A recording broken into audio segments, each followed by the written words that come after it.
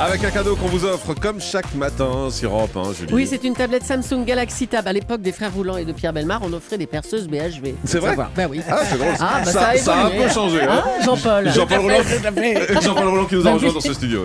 Alors là, c'est une tablette Samsung, 8 pouces, 16 gigas pour surfer sur le net, bien sûr, podcaster des émissions. Il y a un tirage au sort, il faut s'inscrire en envoyant un mot de passe. Le mot de passe, c'est matin, par SMS au 7 39 21, 65 centimes plus coût du SMS, ou par téléphone 39 21, 34 centimes la minute. Bonne chance.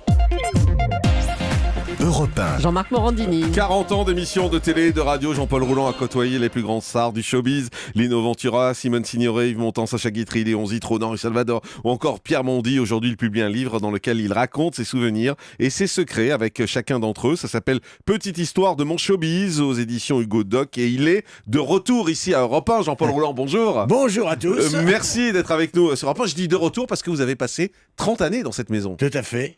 Tout à fait. Nous avons fait la première émission avec Bellemare. Nous avons fait Vous êtes formidable. En 55 En 55. Ah ouais. La toute première émission parlée, c'est nous qui l'avons faite. Nous n'étions pas là d'ailleurs. Nous étions au 134 boulevard Haussmann à l'époque.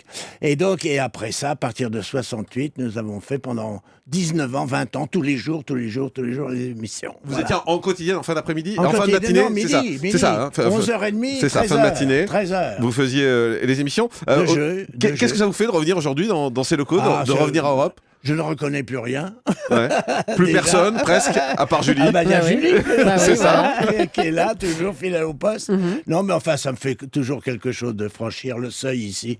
Parce que comme on vient pendant 20 ans, tous les jours, sauf le dimanche, mais les jours de fête, faut jamais oublier, Noël, jour de l'an, lundi de Pâques, etc. Mais c'était formidable. Vous gardez Une équipe. Vous gardez quel souvenir justement d'Europe 1 de ces années-là? C'était comment l'ambiance? C'était comment la vie à Europe 1? Oh, ben on se connaissait d'abord tous. Hein, c'était Familial. C'était familial. Très familial. Très, très familial. Il y avait les meneurs de jeu, ce qu'on appelait Harold Kay, bien entendu, qui venaient lire les publicités dans notre émission de jeu. Et nous avions donc, avec Pierre, cette émission de jeu, Les Frères Roulants, avec Jacques, bien entendu. Et donc, tous les jours, c'était formidable, parce que on arrivait, on avait nos petits cartons, on avait préparé nos trucs, et puis ça partait. Et puis vous connaissez le direct? Un peu, oui. Eh ben, on a connu ça, on a fait tous les jours. Formidable. Mais est-ce que la pression, selon vous, était différente? C'est-à-dire, est-ce que vous étiez vraiment là pour vous amuser ou vous vous disiez, il faut que les gens écoutent voilà. Est-ce qu'il y avait une pression comme il peut l'avoir aujourd'hui dans la radio? Du tout. C'était pour s'amuser. C'était vraiment une récréation. Et Pierre avait cette chose formidable, c'est qu'il faisait profiter toujours de tout ce qui se passait. Je me souviens un jour, Francis Blanche était avec nous et il cherchait une chaise. Il avait fait lever tout le monde. Et alors Pierre commentait ça là, bien sûr, et puis au bout d'un moment, évidemment, on l'a fait applaudir parce qu'il avait enfin trouvé sa chaise. Donc tout ça, c'était de l'improvisation et superbe. Et Jean-Paul Roulant, les rapports avec les auditeurs ont changé, vous avez le sentiment? À l'époque, c'était quoi? Vous étiez proche d'eux ou au contraire, vous étiez des stars pour eux? On était non, je sais pas. Si le mot star ne convient pas. Enfin, la seule différence, en effet, c'est qu'on n'était jamais applaudis. Hein, les comédiens ont une récompense, nous on n'en a pas ici dans le direct. Hein, c'est que les gens ne vous applaudissent pas. Alors vous avez fait beaucoup de télé également, hein, vous avez commencé dans les années 60 dans La Caméra Invisible qui a été inventée par votre frère, Jacques. On a fait les premières. Vous avez fait les premières, ouais. la tête et les gens, vous avez écrit des feuilletons également. Et aujourd'hui, quand vous regardez l'évolution de la télévision, je pense que vous vous dites qu'on est passé dans un autre monde, non? C'est un autre monde. Ça n'a plus rien à voir avec ce que nous Vous aimez avons encore connu. la télé? Vous aimez regarder la télé encore? Je ne regarde que les documentaires. Ouais. Et quand vous voyez les émissions, la télé-réalité, les divertissements...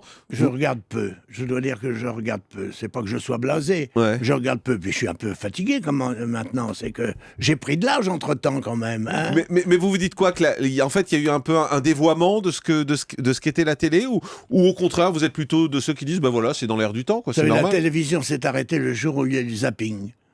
Hein, parce que l'on pouvait passer de l'un à l'autre. Avant, le jour où il y a eu la télécommande, en fait. Oui, la télécommande. Ouais. Ça a été là, pour moi, elle a changé complètement la télévision, parce que avant, fallait se lever pour aller changer de chaîne. Au début, nous avons démarré en noir et blanc avec une chaîne. Il n'y avait pas le choix. Hein. Et alors, avec les speakerines, etc., les gens pouvaient téléphoner. Il y avait un contact qui existait. Aujourd'hui, tout ça, ça passe à toute vitesse. Je vois mes arrière-petits-enfants, parce que j'ai des arrière-petits-enfants qui ont 6 et 7 ans. ans, mes petits-enfants ayant 30 ans, n'est-ce Ouais. pas? Eh bien, je vois la télévision qui marche sans arrêt, on ne la regarde même pas, enfin, de temps en temps, si on regarde une chose. Mais avant, c'était un spectacle, on s'est installé devant. Ouais, il y a eu un très beau documentaire d'ailleurs dans 13h15 le dimanche ce week-end qui parlait des débuts de la télévision. On voyait comment les gens dans un village se réunissaient Bien autour sûr. de la télé. Ils se précipitaient à 20h30 pour aller devant la télé parce que c'était un événement. On mangeait vite et on allait regarder la Tout à télé. fait. Le film du dimanche soir, Ouais. par exemple, était sacro-saint. Alors, dans votre livre, vous revenez également sur l'évolution et vous dites aujourd'hui, bon nombre de tabous ont obscurci le ciel de l'humour à la française. Le black a censuré le nègre, le beurre, le bronzé et la fameuse réplique Salomon est juif de Funès dans son fameux film. Aujourd'hui, ce serait pas possible. On n'est plus coincé aujourd'hui? Je pense, oui. Je pense. Aujourd'hui, il y a toujours cette crainte, n'est-ce pas, d'être attaqué lorsqu'on a dit quelque chose et de se retrouver en justice. L'humour, moi, a perdu le sens qu'il avait. C'est-à-dire, on pouvait se permettre de rigoler de tout. Ouais. Et vous avez une nostalgie de cette époque? Nostalgie de ma jeunesse, oui, en même temps, oui, tout ça, c'était un tout. J'ai connu, enfin, beaucoup de gens, les chansonniers d'ailleurs, se sont transformés complètement aussi. On n'est plus sur la même longueur d'onde. Ouais. Quel souvenir fort vous gardez de ces années? Quand vous regardez derrière, je suppose que vous avez des tas d'images et vous les racontez dans ce livre, c'est pour ça on va pas déflorer à la fois ces stars et ces gens que vous avez croisés, mais s'il y a une image que vous devez garder, une image forte de ces années-là, c'est quoi? C'est le contact que l'on avait avec des monstres sacrés. Il n'y a plus de monstres sacrés pour moi. On a connu des gens comme Michel Simon, par exemple, dont je parle beaucoup, qui était un vrai monstre sacré. Enfin, il y a Depardieu qui reste, voilà, peut-être. Delon, peut-être? Delon, Hallyday? Delon, oui, Delon Ouais. aussi, Hallyday, voilà. Mais enfin, c'est pas ma génération. Ma génération, c'était les autres.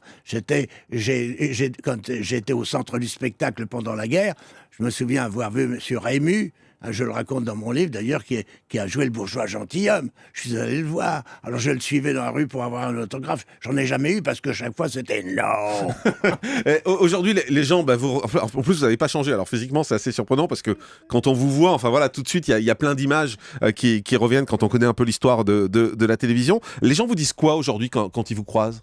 Ah ben, ils me reconnaissent plus. Mais non, ça Non, c'est pas mais possible. je vous parle- Les jeunes, forcément. Je mais vous parle d'un temps que les moins de 40 ans ne peuvent voilà, pas c'est connaître. ça, Hein, c'est ça. tout, ça s'arrête Mais là. tous ceux qui sont un peu plus âgés, forcément, oui. vous reconnaissent. J'étais à l'hôtel de la Trémouille où nous avons dormi parce que je voulais pas les encombrements. Tout ce qui est corvéable, j'ai supprimé. Donc on est venu dormir là à côté avec ma femme pour être là. Eh bien, il y avait les plus de 40 ans, en effet, qui sont venus. Et qu'est-ce que vous disent les gens? C'est la nostalgie, puis ce qui reste, c'est la caméra invisible. C'est cette chose-là. C'est Jacques qui s'en est occupé beaucoup plus que moi, puisqu'avec Le Gras, il faisait déjà une émission sur Europe, justement, avec Le Gras, qui s'appelait Garder le sourire. Avec les Badimes. Avec les Badimanches, les Tu Badimes. te souviens? Mais oui. Et donc, les gens n'ont gardé que ce souvenir-là. Alors que j'ai fait une vingtaine d'émissions différentes à la télévision en 40 ans. Et il reste la caméra invisible, c'est la seule. Et vous aimeriez qu'on retienne quoi de ces passages en radio ou en télé? Si on doit retenir une chose de votre passage Moi, je ne dans sais ces pas. médias? C'est tellement fugitif tout ça. Je ne sais pas. Il n'y a pas d'émissions qui m'ont marqué réellement. Si, Vous êtes formidable, qui a été une très belle émission, qui a démarré avec Europe 1 et qui était écrite par Jacques-Antoine. Et Vous êtes formidable a été une grande émission. Et vous parlez beaucoup également de Pierre Bellemare, hein, je crois qu'il y a... Pierrot. il y a- Je suis un des rares à l'appeler encore l'appeler Pierrot parce qu'il n'y en a plus beaucoup. Voilà, Jean-Paul Rouland, le livre s'appelle Petites histoires de mon showbiz. Le grand direct des médias, Jean-Marc Morandini.